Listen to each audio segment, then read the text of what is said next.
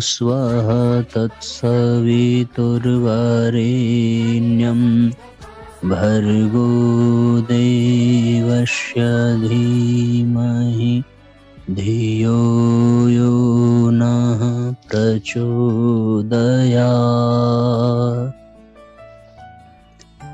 सभी आत्मीय बंधुओं को सादर प्रणाम।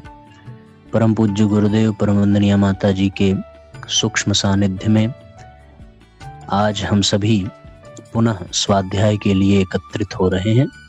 आपको पहले से ही सूचित कर दिया गया था कि आज का स्वाध्याय जूम पर प्रेषित नहीं किया जाएगा, केवल और केवल यही यूट्यूब पर ही आप इसको सुनेंगे। तो आज के नए अध्याय में हम सभी प्रवेश करते हैं।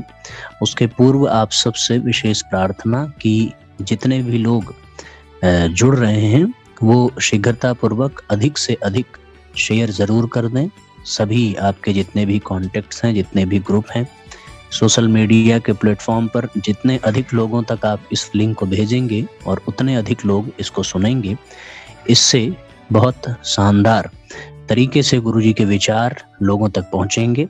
ये अत्यंत आवश्यक है आज के समय में, और हम सबके लिए यही गुरुतर दायित्व है कि हम उनके विचारों को दूर दूर तक फैलाएं। आज का जो अध्याय है साथियों, साधना समर के लिए समर्थ बने सृजन सैनिक, इस अध्याय का स्वाध्याय हम लोग प्रारंभ करते हैं। आइए गुरु सत्ता को नमन करते हुए आज के सत्र में प्रवेश करें। इस अध्याय के अंतर्गत परम पूज्य गुरुदेव लिखते हैं, इमारतों का सृजन सीधा सादा सा होता है।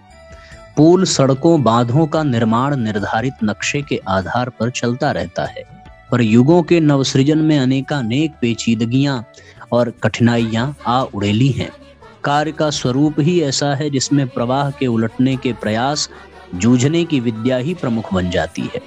विचार क्रांति, युग परिवर्तन, जनमानस का परिष्कार ऐसे संकल्प हैं जिनकी पूर्ति में प्रायः उन सभी से टकराना पड़ता है जो अब तक स्वजन संबंधी, हितैषी, निकटवर्ती एवं अपने प्रभाव क्षेत्र के अंतर्गत माने जाते थे। इसमें मारकाट न होने पर भी इसे भूतकाल से संपन्न हुए महाभारत के समतुल्य माना जा सकता है, भले ही उस टकराहट को दृश्य रूप में न देखा जा सकता हो।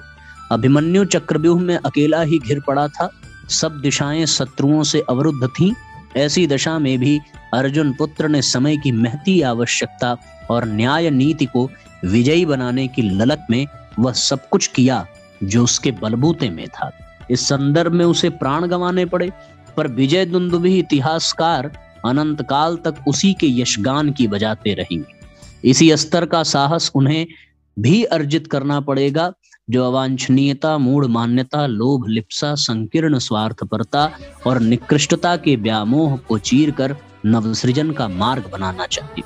तथ्यों का पर्यवेक्षण अपने आप से आरंभ करें। जन्म जन्मांतरों के संचित पैशाचिक स्तर के कुसंस्कार निकटवर्ती क्षेत्र में अधिकांश लोगों द्वारा अपनाए गए अनाचारियों के प्रभाव में आकर बहुत कठोर हो जाते हैं। उन्हें अपनाई गई हठवादिता से विरत करना आदर्शवादिता परामर्शों के आधार पर भी टेढ़ी खीर हो जाता है। जब अधिकांश लोग पैसा और वाहवाही लूटने के अतिरिक्त और कोई तीसरी बात सोचते ही नहीं, तो हमें ही एकाकी दिशा निर्धारण की बात सोचकर प्रस्तुत समुदाय के सामने क्यों उपहासास्पद बनना चाहिए, यह प्रश्न पूछती है वह तथाकथित समझदारी जो आम लोगों पर पूरी तरह हावी है। आदर्शों की बात कहने सुनने भर की समझी जाती है। कथा कहने सुनने भर से स्वर्ग मुक्ति मिल जाने वाली मूढ़ मान्यता ही सरल मालूम पड़ती है। कठोर कार्य करने के साथ संबंध जोड़ने से सभी घबराते और कांपते देखे जाते हैं। फिर अपना मार्ग एकाकी निश्चय के आधार पर किस प्रकार अपनाते बने। एकला चलो रे गीत गाने भर में तो उत्साहवर्धक प्रतीत होता है, पर उसे कर दिखाने में नानी याद आती है। अपने निज के कुसंस्कार ही लोभ, मोह और अहंकार की हथकड़ी बेड़ी जैसे बंधन बनकर कस जाते हैं। वे यथा स्थिति में पड़े रहने के लिए ही बाधित हैं। इन बंधनों को तोड़ न भी सकें तो उन्हें कम से कम शिथिल तो करना ही पड़ेगा, अन्यथा न संकल्प उभरता है और न ऐसा प्रयास करते बन पड़ता है जिसके सहारे नवसृजन के संदर्भ में कुछ कहने लायक पराक्रम करते बन पड़े। प्रथम कठिनाई यह कूप मंडूक बनाए रहने वाली स्थिति ही है। उछलकर सुव्यवस्थित सुविस्तृत विश्व वसुधा के साथ जुड़ जाने की योजना तक गले नहीं उतरती, फिर उस स्तर का पराक्रम करते किस प्रकार बन पड़े। जब समूचा समय और साधन अभ्यस्त विडंबना में ही खप जाता है तो वो कैसे करते बन पड़े, जिसके लिए महाकाल का आमंत्रण हुंकारने और युग धर्म को पनाने के लिए अंतरात्मा पर दबाव डालता है। जो अपने भीतर असमंजस से निपट लेता है, अपनी राह आप बनाने के लिए कटिबद्ध हो जाता है, उसी के लिए यह संभव है कि क्षुद्रम हृदय दौर्बल्यम त्यक्तोत्तिष्ठ परम तप वाले गीता प्रवचन को जीवन में उतार सकें। क्षुद्रम हृदय दौर्बल्यम त्यक्तोत्तिष्ठ परम तप। भगवान अर्जुन को कहते हैं कि हे परम तप, अपने हृदय की क्षुद्र दुर्बलता का त्याग करो और उठो, परम तप में लीन हो जाओ। ये प्रथम मोर्चे पर जूझने की बात हुई। इससे बिल्कुल सटा हुआ ही है दूसरा मोर्चा। पहला तो क्या, अपने भीतर से लड़ना, अपने आप से लड़ना, अपने लोभ मोह अहंकार को छोड़ना। जब दुनिया पैसों की तरफ भाग रही हो, उस समय त्याग और समाज कल्याण, लोक कल्याण जैसे महान योजनाओं को अपने हाथ में लेना। ऐसी स्थिति में पहला युद्ध स्वयं से करना पड़ता है। और आगे पूज्य गुरुदेव लिखते हैं कि अपनी कुप्रवृत्तियों को, संस्कारों को नष्ट करने के लिए विशेष पुरुषार्थ करना पड़ता है। वो प्रवृत्तियां, वो कुसंस्कार, वो प्रारब्ध जो न जाने किन जन्मों से हमारे बीच में आ पड़े और अब अभिमन्यु की तरह हम उनसे घिर पड़े। मरो या करो, करो या मरो का सिद्धांत लेकर के चलने की आवश्यकता है। अर्जुन का पुत्र अभिमन्यु उस चक्रव्यूह में फंसने के बाद यदि वहां से भागने और गिड़गिड़ाने का क्रम अपनाता तो फिर इतिहास कभी उन्हें याद न रखता, उन्हें कभी विजय के यशगान से आभूषित न करता। लेकिन साथियों, वो अपने धर्मपथ पर अडिग रहे अभिमन्यु, और उन्होंने मृत्यु को स्वीकार कर लिया पर पीछे कदम नहीं हटाया। हम मनुष्य योनि में आ तो गए हैं, मनुष्य योनि में आना ही चक्रव्यूह में आना है। और फिर अब एक ही रास्ता है कि हम पूरे तन्मयता के साथ, पूरी तल्लीनता के साथ, पूरे शौर्य, उत्साह, पराक्रम के साथ एक युद्ध करें। ये कौरव कौन है? अपने भीतर के कुसंस्कार, अपने भीतर की बुराइयां, अपने भीतर के प्रारब्ध। और उनसे लड़ने वाला कौन है? अपनी अंतरात्मा, वही अभिमन्यु है और उसी को युद्ध करना है। वहां तो अभिमन्यु पराजित होकर के भी, प्रत्यक्ष रूप से पराजित होकर के भी विजयी हुआ। हमारे लिए तो पराजित होने का कोई भी विकल्प ही नहीं है। यदि हमने कमर कस ली तो विजय निश्चित हमारी है। परम पूज्य गुरुदेव कहते हैं, प्रथम मोर्चा अपने आप से करना है, अपने बीच वालों से, अपने भीतर वाले से करना। और दूसरा है जिसे संबंधियों, हितैषियों का परिकर कह सकते हैं। धर्म धारणा और सेवा भावना के लिए सब कुछ करने पर उतारू व्यक्ति इन दिनों अपने तथाकथित स्वजनों को ही सर्वाधिक विरोधी पाता है। आज के वातावरण में हर किसी की को संपन्नता और विलासता की सुविधाएं ही सब कुछ प्रतीत होती है। वे अपनी मान्यता के अनुरूप एक ही परामर्श दे सकते हैं कि परमार्थ की कष्टसाध्य प्रक्रिया से व्यवहारतः कोसों दूर रहना ही लाभदायक है। उनकी बात जो जिस हद तक स्वीकार कर लेता है, उसे उसी सीमा तक स्वार्थरत रहना पड़ता है। परमार्थ की दिशा में आगे बढ़ना उसके लिए उतना ही कठिन हो जाता है। कोई वास्तविक कारण न होते हुए तर्कों, तथ्यों और प्रमाणों का इतना बड़ा जखीरा सामने ला खड़ा किया जाता है कि पिछले दिनों की मित्रता को ध्यान में रखते हुए वह कथन परामर्श ही अभेद्य दीवार बनकर रह जाती है। स्वार्थ के पिंजड़े से बाहर एक कदम भी रखना उस स्थिति में सहन नहीं होता। इस दूसरे मोर्चे से निपट सकने का अंगुली निर्देश तुलसीदास के उस पत्र से ही मिलता है जो उन्होंने मीरा को उनके पत्र के उत्तर में लिखा था। उसमें कहा गया था कि जाके प्रिय न राम बैदेही, तजिए ताहि कोटि बैरी सम यद्यपि परम स्नेही, पिता तज्यो प्रहलाद विभीषण बंधु भरत महतारी, बलि गुरु तज्यो कंत ब्रज बनितन भय मुद मंगलकारी। इस निर्देशन में मीरा ने अपना और समस्त समाज का भला देखा और अपनी असमंजसों को निरस्त करते हुए वे आदर्शवादिता को नए सिरे से प्रतिष्ठापित करने के लिए निकल पड़ी और बदली जैसी अमृत वर्षा करने में जीवन भर निरत रही। ये दूसरा मोर्चा। गुरुदेव कहते हैं कि यदि हम अध्यात्म के पथ पर चलते हैं, लोक सेवा के पथ पर चलते हैं, तो इसमें दूसरे मोर्चे के रूप में हमारे परिवार, सगे संबंधी, रिश्तेदार बीच में रोड़ा डालते हैं कि ये करने की क्या आवश्यकता है, ये कोई उम्र है यज्ञ करने की, ये कोई उम्र है पूजा पाठ करने की, ये कोई उम्र है साधना करने की। तो भैया कब उम्र है, कब है और कितनी उम्र है, कितने दिन तक जीना है, कोई बता दे कि हाँ भाई इतने दिन तक जीना है और फिर इसमें से इतने दिनों तक ये कर लेना। किसे पता है कि कितनी उम्र मिली है? फिर ये कोई कैसे कह देता है कि ये कोई उम्र है करने की? अरे अब नहीं है तो कब है? आज नहीं तो कभी नहीं। ये भाव लेकर के परम पूज्य गुरुदेव ने साधना समर में अपने आप को झोंक दिया। ये भाव लेकर के स्वामी विवेकानंद ने अपने आप को साधना समर में झोंक दिया। ये भाव लेकर के कबीरदास और समर्थ गुरु रामदास ने अपने आप को झोंक दिया। ये भाव लेकर के वीर शिवाजी आगे बढ़े। ये भाव लेकर के अभिमन्यु आगे बढ़ा। वो ये सोचता कि आज अपने चाचा ताऊ, अपने जो पितामह हैं, अपने जो मित्र हैं, उनके बीच में मैं फंसा हूं, गड़गड़ाऊंगा और अनुनय विनय करूंगा तो ये छोड़ देंगे। अरे अब नहीं तो कभी नहीं। अगर आज मैं पीछे हट गया तो फिर कल भी पीछे हटना पड़ेगा और ये परिस्थितियां दबाती चली जाएंगी, ये परिवार वाले दबाते चले जाएंगे, ये रिश्तेदार दबाते चले जाएंगे। इसलिए दूसरा मोर्चा इनसे, दूसरा मोर्चा इन्हीं से। यहां से भी ऊपर उठने पर तब तीसरा मोर्चा आता है, उस समुदाय के साथ बनता है जिन्हें अचिंत चिंतन से, अनुचित गतिविधियों से पीछे हटने का परामर्श दिया जाता है।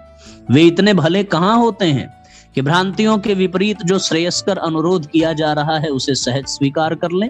पूर्वाग्रहों से जकड़ी मान्यताएं और आदतें जो अभ्यास में गहराई तक घुसकर बैठ गई हैं, परामर्श कितना ही तथ्यपूर्ण क्यों न हो, पर नशेबाज के गले वह शिक्षा कहां उतरती है कि इस आत्मघाती कुटेव से विरत होने में ही भलाई है।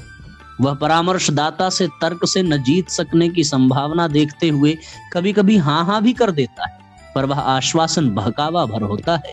नशेबाजी छोड़ने का न उसका मन बनता है और न वैसा साहस उभरता है।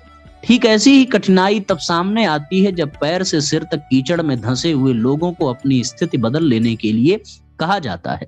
दुर्बुद्धि ऐसी पिशाचिनी है कि वो जिसे एक बार पकड़ लेती है उसे आसानी से चंगुल में से छूटने नहीं देती। इतना होते हुए युग सृजेताओं के सामने इसके अलावा कोई चारा भी नहीं है कि वे अचिंत चिंतन से लोगों को छुड़ाएं और कुमार्ग पर चलने से लौटाने का प्रयास करें। ये कार्य प्रत्यक्षता झंझट भरा है। तर्क, तथ्य, प्रमाण, उदाहरण प्रस्तुत करते हुए अपने प्रतिवेदन का औचित्य तो अकाट्य सिद्धांत सिद्ध किया जा सकता है, पर उस हठवादिता के लिए क्या किया जाए जो आम आदमी पर, विशेषतया अनगढ़ वर्ग पर पूरी तरह सवार रहती देखी जाती है। ऐसी दशा में उपदेष्टाओं का परामर्श भी अरण्य रोदन बनकर रह जाता है। बहुतों को बहुत बातें समझाते रहने पर भी लोग आदर्शों की ओर मुड़ने को तैयार नहीं है।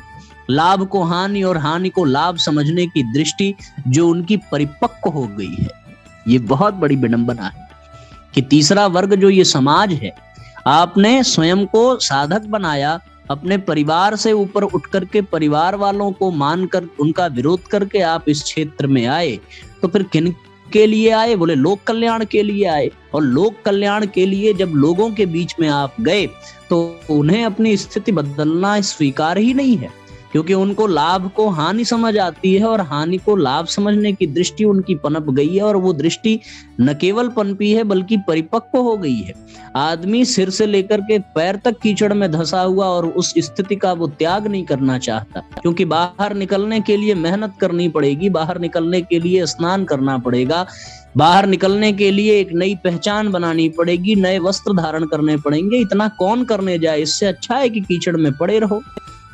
ऐसे लोगों को ये तीसरा मोर्चा संभालना पड़ता है। ये आप कितना भी तर्क, तथ्य, प्रमाण आप दे डालिए, पर ये आदर्श के सिद्धांतों पर चलने वाले नहीं हैं, आपकी बात स्वीकार करने वाले। ऐसे में क्या किया जाए? सृजन शिल्पी के करने के लिए काम तो अनेकों सामने ही हैं, पर सबसे बड़ा कार्य एक ही होता है, प्रवाह को, प्रतिबंध, प्रचलन को अमान्य कर सकने वाले लोकमानस का नवसृजन करना। प्रतिकूलताओं को अनुकूल स्तर की बनाकर दिखाना, युग शिल्पियों को प्रधानतया इस एक ही प्रयत्न में आजीवन निरत रहना पड़ता है। भले ही प्रत्यक्ष क्रियाकलाप परिस्थिति के अनुरूप बदल जाते हों, जब करना यही है उसका कोई विकल्प हो नहीं सकता, तो नए सिरे से नया निर्धारण करने और नए हथियार सजोने के लिए कुछ समय वस्तु स्थिति को समझने और उसका उपयुक्त समाधान खोज निकालने की आवश्यकता पड़ेगी।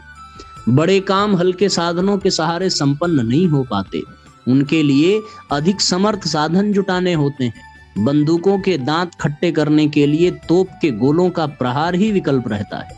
मजदूरों द्वारा न उठ सकने वाले भार को मजबूत क्रेनें उठाती हैं। जिन चट्टानों को हथौड़ों से नहीं तोड़ा जा सकता, उन्हें डायनामाइट के कारतूसों से उड़ाना पड़ता है या हीरे के टुकड़े वाले औजारों से छेदना पड़ता है। बड़ी समस्याओं को बड़प्पन की अनेक विशेषताओं से संपन्न मस्तिष्क ही सुलझा पाता है। इन तथ्यों को ध्यान में रखते हुए इन मोर्चों पर जूझने वालों को असाधारण प्रतिभा का धनी होना चाहिए। समय की विपन्नता को चुनौती देने वाले और उसके स्थान पर सुसंपन्नता प्रतिष्ठापित करने के लिए जिनने निश्चय किया है, उनका व्यक्तित्व और कर्तृत्व ऐसा मजबूत होना चाहिए जो स्वयं तो डगमगाए नहीं, वरन प्रतिकूलताओं से मल्ल युद्ध करते हुए पछाड़ सकने वाले बलवान पहलवान की भूमिका निभा सके।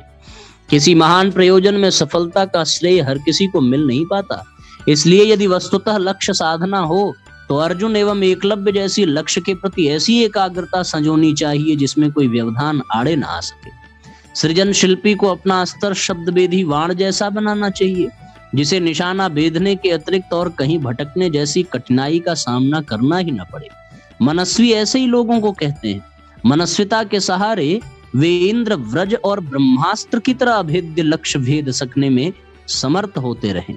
मनस्वी के साथ अन्यान्य विभूतियां भी आ जाती हैं। ओजस्वी और वर्चस्वी बनाने वाली सहायक शक्तियां उस तक स्वयमेव खिंचकर चली आती हैं। नदी जितनी गहरी होती है उसमें उतना ही अधिक पानी भरा पाया जाता है। इतना ही नहीं, उस गहराई के अनुरूप ही दूर दूर तक के नदी नाले उसी दिशा में बहते दौड़ते चले आते हैं और आत्म विसर्जन करके सरिता का वैभव विस्तार बढ़ाते रहने में अपनी अपनी भूमिका संपन्न करते रहते हैं। यह लाभ उन्हें ही मिलता है जो सचमुच के मनस्वी, तेजस्वी, व्रतशील, संयमी और संकल्पवान हैं। इन विशेषताओं को अर्जित करने के लिए अपने चिंतन, चरित्र और व्यवहार को ऐसा बनाना पड़ता है जिसके कण कण में मनोहारी सुगंध उभरती रहती है। ऐसे वरिष्ठ व्यक्तित्व वैचारिक प्रतिकूलता और परिस्थितियों की विकटता से भी निपटने में सफल हो जाते हैं। कितनी सुंदर और महत्वपूर्ण बात परम पूज्य गुरुदेव ने लिखी है साथियों, कि किस तरीके से जीवन में सौभाग्य का उदय होता है, किस तरीके से जीवन श्रेष्ठता का वर्ण करने के पश्चात श्रेष्ठ बनता चला जाता है। एक मनस्विता जीवन में आ जाए तो फिर तेजस्विता, ओजस्विता अपने आप दौड़ती चली आती है, बिल्कुल उसकी तरह जैसे नदी नाले सब भाग करके उस सरिता में मिल जाते हैं। दृढ़ निश्चयी अपनी निज की मानसिकता में घुसी हुई कायरता, क्षुद्रता और लाभ लिप्सा से निपट लेते हैं। कम से कम इतना तो कर ही लेते हैं कि बाहर वालों को उंगली उठाने का इतना अवसर न मिले ताकि अच्छाइयां और सेवा भावना प्रख्यात बुराइयों के भार से दबकर धूमिल और निरर्थक हो जाए। संसार में अनेकों लोग दुर्गुणों और पिछली भूलों का प्रायश्चित करके भावी जीवन में महामानव बन सके हैं। हर बुरा आदमी भी सुधार प्रक्रिया को अपनाकर प्रामाणिक ही नहीं, श्रद्धास्पद भी बन सकता है। अम्बपाली, अंगुलिमाल, अशोक जैसे असंख्यों के उदाहरण इस संभावना को समर्थन देने के लिए विद्यमान हैं। जो दूसरों से कहना और करना है उसे कार्यान्वित करने के लिए शुभारंभ अपने आप से ही करना चाहिए। बेपेदी के लोटे की तरह इधर से उधर लुढ़ककर अपने को उपहासास्पद नहीं बनाना चाहिए। संकल्पों को, निर्धारित निश्चयों को उस दिशा में तो पूरा किया ही जाना चाहिए जब वे सुधार, संयम जैसे आदर्शवादी पक्ष के साथ जुड़े हुए। रामायण की यह चौपाई हर प्रामाणिक व्यक्ति को ध्यान में रखे ही रहना चाहिए, जिसमें कहा गया है कि प्राण जा ही पर वचन न जाए। नित नई प्रतिज्ञाएं करने और जोश ठंडा होते ही गिरगिट की तरह कुछ से कुछ बन जाने वाले लोग अपनी हंसी कराते और अविश्वास का वातावरण बनाते हैं। युग प्रवर्तकों, विचार क्रांति के सूत्रधारों का स्वभाव इतना शिष्ट, मृदुल और शालीनता संपन्न होना चाहिए कि जिससे भी बात करनी पड़े वह मिलने भर से पुलकित हो उठे। उस पर सज्जनता की छाप पड़े और ये मान्यता अनायास ही उभरे कि व्यक्ति अपने में ऐसे तत्व समाविष्ट कर चुका है जिसके आधार पर सहज सद्भाव की मन स्थिति बनती है। इतनी स्थिति कर लेने के उपरांत प्रतिकूलता को मोड़ मरोड़ देते हुए अनुकूलता तक घुमा लाना कुछ कठिन नहीं रह जाता। संकट तब खड़ा होता है जब दोनों ही पक्ष ऐंठ अकड़ कर प्रतिष्ठा का प्रश्न बना लेते हैं। ऐसी स्थिति कभी भी कहीं भी बननी नहीं चाहिए। एक बार में बात बनती न दिख पड़े तो झगड़कर प्रसंग को समाप्त कर देने की अपेक्षा यह गुंजाइश छोड़ दी जाए कि भविष्य में समय मिलते ही नए सिरे से नए दृष्टिकोण से उस पर चर्चा की जा सके। अंतर्राष्ट्रीय राजनीति में मतभेदों को किसी हद तक दूर करने में ऐसे ही विचार विनिमय काम देते हैं। इसके लिए जो प्रतिनिधि नियुक्त किए जाते हैं उनमें यह विशिष्टता परखी जाती है कि वो घोर मतभेद के बीच भी सरलता और तरलता की दृष्टि से लोचदार लचकदार बने रहे और उलझनों को सुलझाने की दिशा में क्रमशः आगे सफल होते रहे। ऐसे ही कूटनीतिज्ञ प्रतिष्ठा पाते और महानीति के लिए अधिकारी समझे जाते। नागरिकता, सामाजिकता, सभ्यता, शालीनता का समन्वय ही शिष्टाचार बन जाता है। उसके प्रदर्शन का व्यवहारिक स्वरूप तो क्षेत्रों और वर्गों की स्थानीय प्रचलित परंपराओं के अनुरूप बनता है, पर उसके मोटे सिद्धांत दो हैं। एक अपनी नम्रता और दूसरा दूसरों की प्रतिष्ठा को समुचित रूप से बनाए रहना। उद्दंडता का, असभ्यता का तनिक सा भी पुट बनी बात बिगाड़ देता है। प्रतिपक्षियों को अनुकूल बनाना तो दूर, इस कारण अपने समर्थक समझे जाने वाले लोग तक सामान्य बात का बतंगड़ बना देते हैं। युग शिल्पियों को अधिकांश समय जनसंपर्क में ही बिताना पड़ता है और मान्यताओं के क्षेत्र में प्रायः अपनी भूमिका इतनी लचीली रखनी पड़ती है कि इच्छित परिवर्तन तो होता रहे पर उसमें अभद्रता कहीं आड़े ना आए। अभिष्ट सफलता का बहुत कुछ श्रेय इन्हीं छोटी छोटी बातों पर निर्भर रहता है। कलावंत प्रदर्शन करने से चूकते नहीं।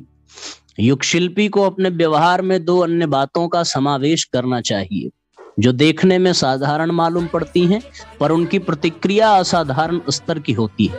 उनमें से एक है सार्वजनिक पैसे को अत्यंत पवित्र धरोहर मानकर उसकी एक एक पाई का इतनी सावधानी से प्रयोग करना कि जांच करने वाले को इसमें कहीं खोट दिखाई न पड़े।